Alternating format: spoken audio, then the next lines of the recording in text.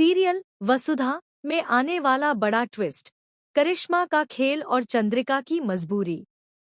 जैसा करिश्मा चाहती थी, आखिरकार सब कुछ वैसा ही हो रहा है। वह खुद जो बातें नहीं कह सकती थी, अब वही बातें वह चंद्रिका से कहलवा रही है।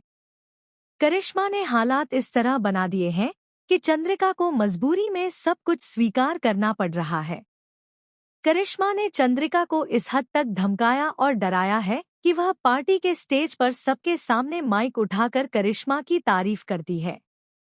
चंद्रिका कहती है कि करिश्मा बहुत अच्छी लड़की है और उन्होंने उसे गलत समझा। वह यह भी कहती है कि अभी और करिश्मा का रिश्ता सही था, लेकिन गलतफहमी की वजह से दिव्या से शादी करवा दी गई। यह सुनकर स्टेज पर मौजूद करिश्मा की खुशी का ठिकाना नहीं रहता, लेकिन वसु और अभी स्तब्ध रह जाते हैं। अब सवाल ये है कि चंद्रिका करिश्मा की बातों में क्यों आ गई? असल में चंद्रिका करिश्मा की धमकी के आगे मजबूर हो गई है। करिश्मा जानती है कि दिव्या के बच्चे की सच्चाई सबसे छिपी हुई है। वह यह रहस्य उजागर करने की धमकी देती है कि दिव्या का बच्चा अब इस दुनिया में नहीं है।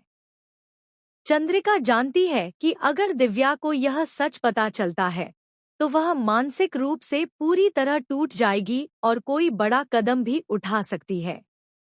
इस डर से बचने के लिए चंद्रिका करिश्मा की बात मान लेती है और सबके सामने उसका पक्ष लेती है, ताकि करिश्मा वह रहस्य ना खोल दे। अब करिश्मा की योजना सफल होती दिख रही है। वह दिव्या और अभी को अलग करना चाहती थी और वह इसके करीब आ चुकी है। लेकिन कहानी यहीं खत्म नहीं होती। दूसरी ओर वसु और अभी सोच में पड़ जाते हैं कि चंद्रिका जैसी मजबूत महिला अचानक करिश्मा का पक्ष क्यों लेने लगी।